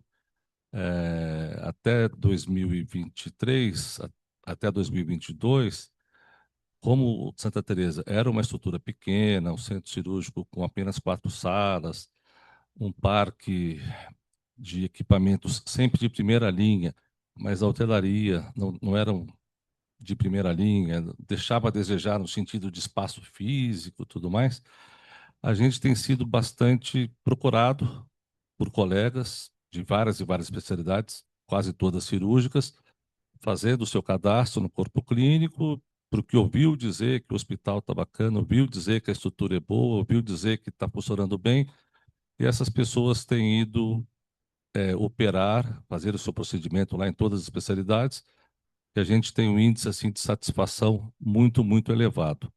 Então, acho que a principal coisa que nós fazemos lá, acho que com relação aos colegas, é o respeito à sua profissão, ouvir cada um, tentar fazer um atendimento personalizado. Eu, como gestor médico da instituição, eu não vou dizer que 100% dos médicos que frequentam o hospital na primeira vez eu consigo fazer um contato individual com cada um, mas acho que 80% ou 90% eu consigo fazer isso. E, em cima disso, a gente vai ouvindo cada um para poder ver o que a gente pode melhorar e ouvir e implementar as sugestões de cada um. Isso tem sido muito bacana. Uma área que nós temos uma dificuldade grande, eu sei que todos os hospitais, o gargalo de qualquer hospital é o pronto-socorro. Nós atendemos 8.000 consultas, 9.000 consultas por mês, as 4 especialidades básicas, clínica, pediatria, ginecologia, obstetrícia, ortopedia e também radiologia de plantão, presencial das 7 da manhã até meia-noite. E cai naquilo que o próprio doutor Andrei já falou, a má formação de uma quantidade muito grande de profissionais que saem dessas faculdades hoje. Não só as faculdades mais novas que foram aparecendo de uns anos para cá, mas mesmo faculdades tradicionais, eu vou citar o nome da Unicamp, que eu conheço um pouco mais, tem deixado muito a desejar a formação desses profissionais. O CUDE está lá dentro, sabe muito bem. Antigamente, eu não fiz a minha formação na Unicamp, mas eu conheço um pouco. Boa parte dos acadêmicos que concluíram a graduação na Unicamp, quando tinha prova de residência, grande parte dos R1s que estavam entrando eram egressos da Unicamp. Hoje, isso é totalmente o oposto. Eu vou chutar mais ou menos, de cada 10 residentes que entram, que antigamente 6 eram da Unicamp, talvez 7, hoje pode ser que esse número seja 3. Não sei se o Cury pode confirmar ou desmentir depois. Então, isso mudou totalmente, que mesmo em faculdades, então, que sempre foram consideradas como Unicamp de primeiríssima linha no Brasil, a formação, os profissionais, esses futuros profissionais que estão entrando lá hoje como acadêmicos, têm vindo num viés totalmente diferente daquilo que estava acostumado.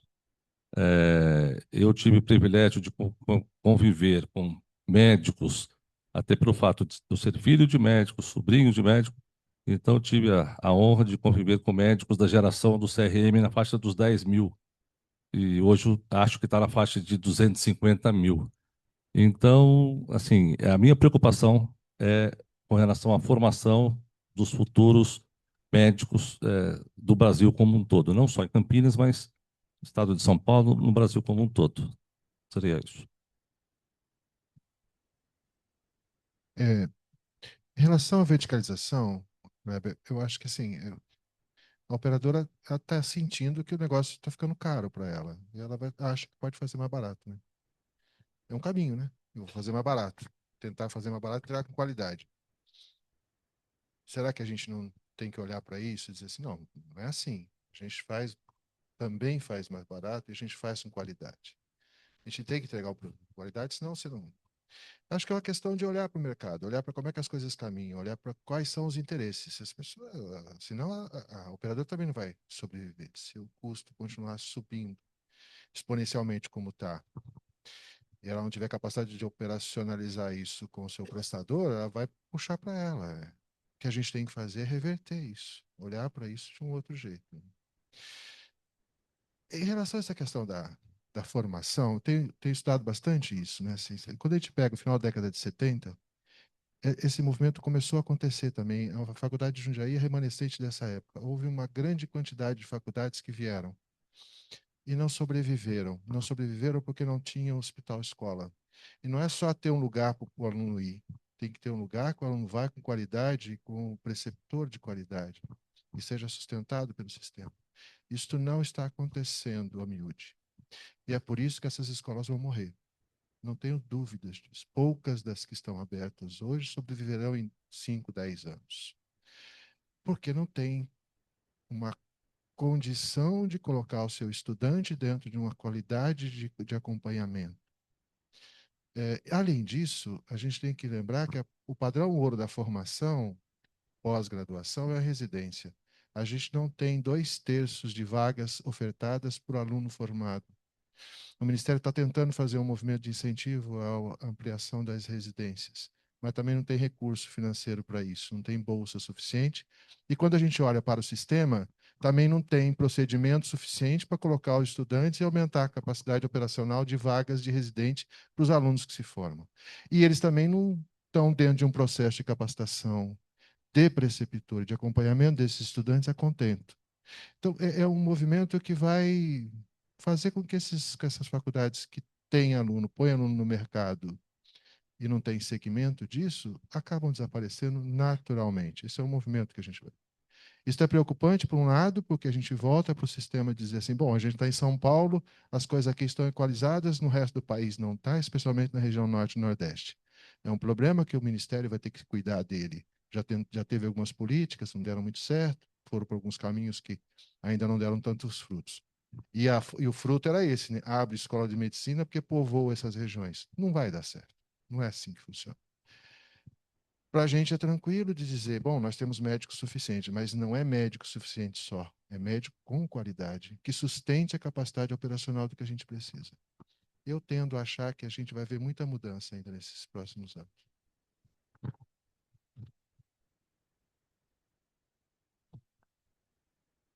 Sério que tem que ficar de pé, né?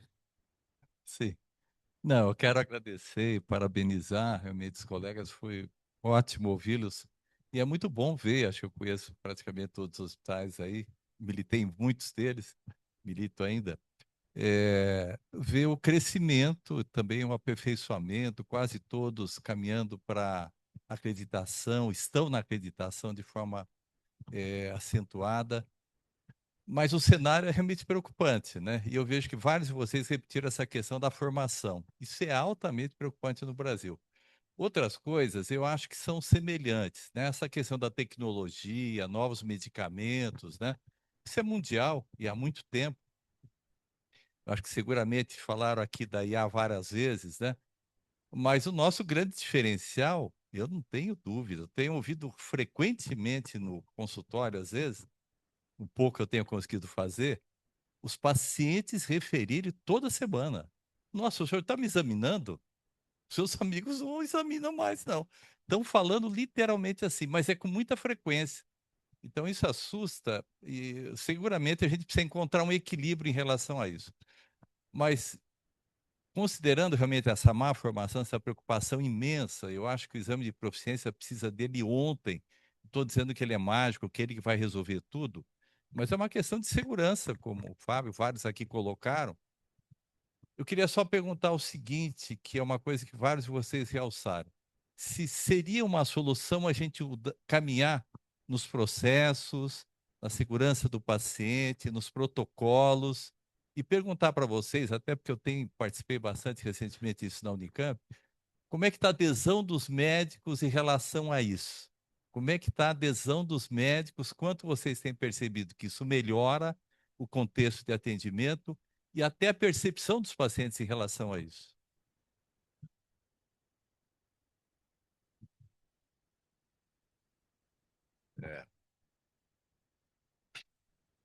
É uma preocupação grande esse problema da qualidade, como vocês estão falaram, e nós, como associação de classe, somos a APM em Campinas, a Sociedade de Medicina é mais velha que a APM, uma das fundadoras, mas é filiada à APM, somos a APM em Campinas.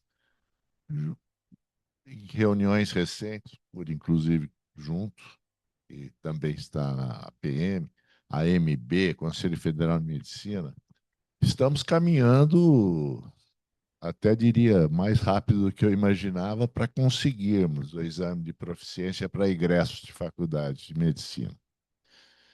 E tomara que venha. Existia uma intenção que fosse esse ano ainda, não sabemos se vai conseguir, mas já passou em 2 comissões no Senado, foram aprovadas. O governo é contra. Tinha o ENAD, lançou o ENAMED para tentar frear, a verdade é essa. Mas eu acho que está bem encaminhado e possamos conseguir. Mas eu queria, só complementando tudo, como vocês, gestores do hospital, ao receber, então, esse médico de fora, que tipo de triagem fariam? Pensando na segurança do paciente e nos sucessos, casos de sucesso, para o seu hospital. Que você põe um cara lá que vai, um colega, né, pseudo colega, porque, como você falou, as faculdades vão fechar, mas se você. Por que maneira apressar isso? Inadmissível uma faculdade não ter um hospital escola, como você falou, e preceptor de qualidade. Quem está lá tem que ter condição. Então, como vocês separam o joio do trigo? Eu queria fazer um. Não, eu só queria fazer um adendo. Não, eu só queria fazer um adendo ao que o Amad trouxe, porque eu achei a opinião do Altair muito interessante, muito esperançosa, né? Que exista aqui no Brasil o que houve nos Estados Unidos com o relatório Fleshner, né? Que fechou. Eu duvido, né? Eu tenho certeza que nós vamos ter um aumento maior de faculdades de medicina. Se vocês leram há 4 semanas atrás, na Folha de São Paulo saiu o RUF, e uma das faculdades de medicina daqui de Campinas, que não tem hospital escola, foi considerada a melhor faculdade de medicina do interior. E é isso que as pessoas compram, né? Então, essa é uma das histórias. Vende-se isto. Segundo, em questão critério de qualidade, a maior seguradora, o maior plano de saúde daqui de Campinas, dentro da minha área, tem aproximadamente 175 profissionais. 40% tem título de especialista pela Associação Brasileira de Psiquiatria. Os outros têm residência. né? Eu considero ainda que o título de especialista é um indicativo de qualidade. No entanto, para você entrar na maior cooperativa daqui de Campinas, você não precisa de título de especialista. Você precisa do certificado de residência. Então, o prognóstico, por isso que eu sou vice-presidente aqui da sociedade, a nossa política é a favor do exame de proficiência, a favor de um selo de qualidade, né, que isso a gente já lançou essa ideia, a diretoria lançou essa ideia já há alguns anos para colocar um selo de qualidade em faculdade de medicina, mas tem sempre a questão jurídica de a gente ser processado. Como existe a ONA, né, um selo de qualidade em relação a hospitais e faculdades de medicina, né, e a convênios médicos também, né? Isso na visão dos profissionais de saúde. Então, eu queria saber como resolve isso. Bom, é tudo uma é, é tudo uma tendência, né? Muitas faculdades de medicina estavam sendo lançadas para serem vendidas para grupos maiores. Eles não tinham uma intenção de fato de serem faculdade de medicina. Eles conseguiam ali na justiça para depois vender. Há um tempo atrás, uma referência grande era cada vaga custava 1 milhão. Esse era um valor da faculdade de medicina. Hoje, cada vaga custa aproximadamente 300 mil. Então já caiu para 1/3. Então as faculdades de medicina já se desvalorizaram em 1/3. A lucratividade de uma faculdade de medicina é fabulosa. Nenhum negócio do mundo dá 75% de lucro. Então, é uma coisa tentadora, né? Num país que tem uma procura bastante alta por curso de medicina. Agora, em algum momento, essa curva vai se acomodar, porque tem muitas faculdades de medicina que já não conseguem preencher sequer o número de vagas. O valor das faculdades de medicina vem caindo. Era 14, 15, 16 mil aqui em Campinas, temos uma que é bastante cara, mas por aí você já encontra faculdade de medicina por 7,5 mil, por 8 mil, né? Que é, na verdade, um valor de uma escola, de um colegial de boa qualidade. Então veja que também essa lucratividade começa a cair. Aonde vai parar isso a gente não sabe. Em relação ao centro médico, o que nós fazemos lá, né? O centro médico é um hospital que tem muito pouco plantonista. Lá no PA nós temos alguns plantonistas, mesmo assim tem que ter contrato conosco. A UTI é inteira do corpo clínico do centro médico. Então, não tem jovens lá. É um pessoal que está lá há muito tempo, né? No corpo clínico é muito difícil de entrar. Tem uma comissão, tem uma barreira enorme de entrada. Como é um hospital muito cheio, a gente até evita um pouco. Então, tem vários médicos que querem atuar lá e, infelizmente, a gente não consegue atender a todos. Então, para entrar lá no centro médico, precisa passar por essa comissão que analisa currículo, que analisa histórico deles, que conhece as coisas e tal. Então, a gente se blinda um pouco disso, né? Pessoas lá sem residência médica não tem, nem no pronto-socorro. Sem residência lá não dá plantão, nem plantão de pronto-socorro. Então, isso é uma garantia? É uma barreira a mais. Não é uma garantia. Tem muitos médicos aí antigos, com N especialidades, que estão desatualizados, que não seguem ali a atualização, e a medicina muda muito. Então, não é uma garantia, mas é uma camada a mais de garantia. É o que a gente consegue fazer. Então, para dar plantão no pronto-socorro, tem que ter um contrato conosco, tem que ter a CLS e tem que ter residência médica. Não tem plantonista que não tenha residência médica lá no centro médico. Nas unidades internas, são todos médicos próprios, nós não temos plantonistas, né? E os cirurgiões passam por esse crivo aí, que é uma comissão uma comissão multi que avalia ali o currículo dele. Outra coisa que nós fazemos é medir a performance. Então, nós encaminhamos para todos os cirurgiões, ou para alguma parte, a performance dele comparada com a performance média do hospital, em termos de infecção, em termos de desfecho, de complicação. E já chegamos a desconvidar colegas que não tinham o perfil que a gente imagina adequado, né? Que é uma coisa bastante complicada de fazer. Não é fácil, né? A medicina é muito corporativista. A gente costuma ser esse perfil corporativista. A gente lá no Centro Médico procura ter uma ação mais ativa nisso. Não é uma garantia total, mas é um bom preceito, porque a gente se orgulha muito do corpo clínico que nós temos, que a gente imagina ser o nosso principal ativo. Então é isso que nós fazemos lá.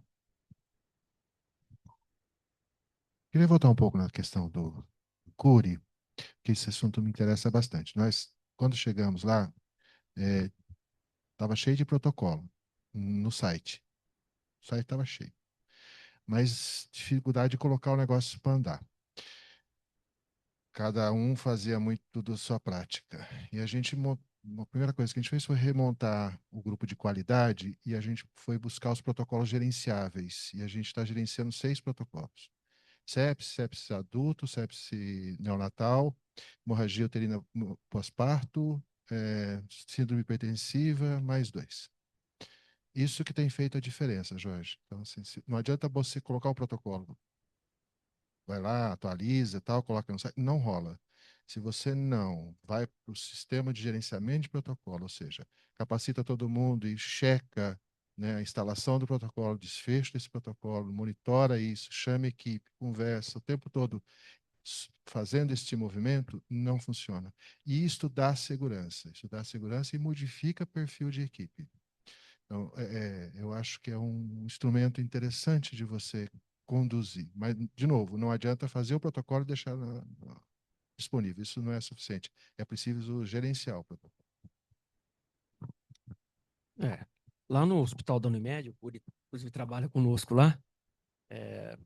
No hospital da cooperativa, então 99% lá são cooperados. Então eu não preciso fazer uma seleção, né, de colegas. Nós temos colegas bastante experientes, já um corpo clínico mais maduro. Então é muito raro não cooperado no nosso serviço. E o que nós estamos tentando agora desenvolver para reter os colegas e talentos, para ficar conosco, é a remuneração por performance. Já está em estudo e começa a ser plantado aí no começo do ano que vem. E a gente vai tentar, nisso daí, com a remuneração por performance, fidelizar algumas equipes. Hoje a cooperativa já tem uma outra iniciativa, mas aí já é ampla, não só o hospital, que é o Bem Mais. Também dependendo de algumas pontuações, sinistralidade, tudo, alguns itens que nós consigamos atingir, se ganha até 15% do valor de uma produção. Então, isso também estimula bastante os colegas a participarem mais da cooperativa.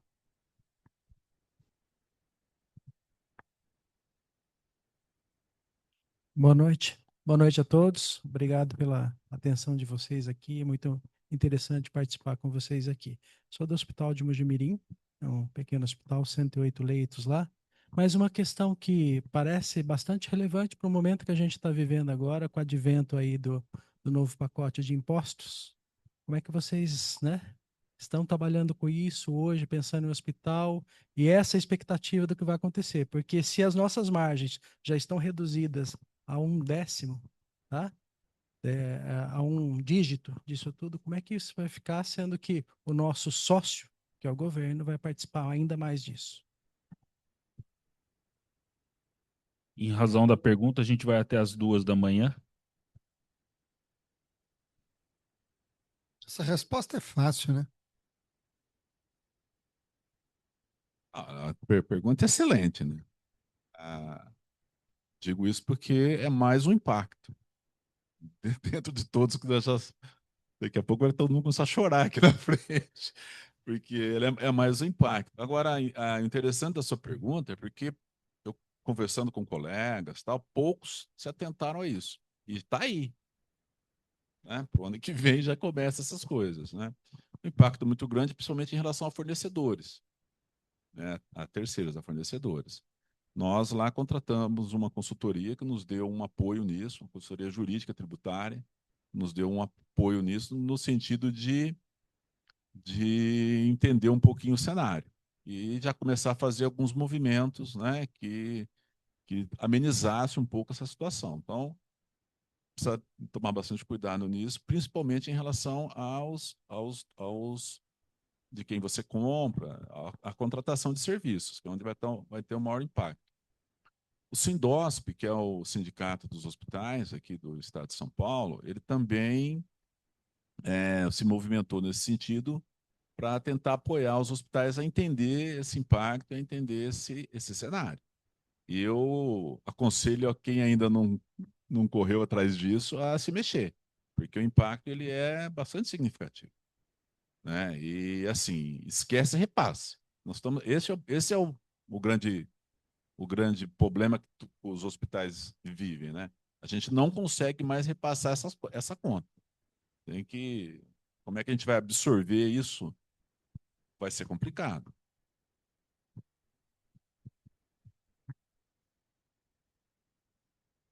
Bom, dado o estender da hora, né? Eu queria agradecer a todos por participar de um evento tão produtivo, tão rico de informações.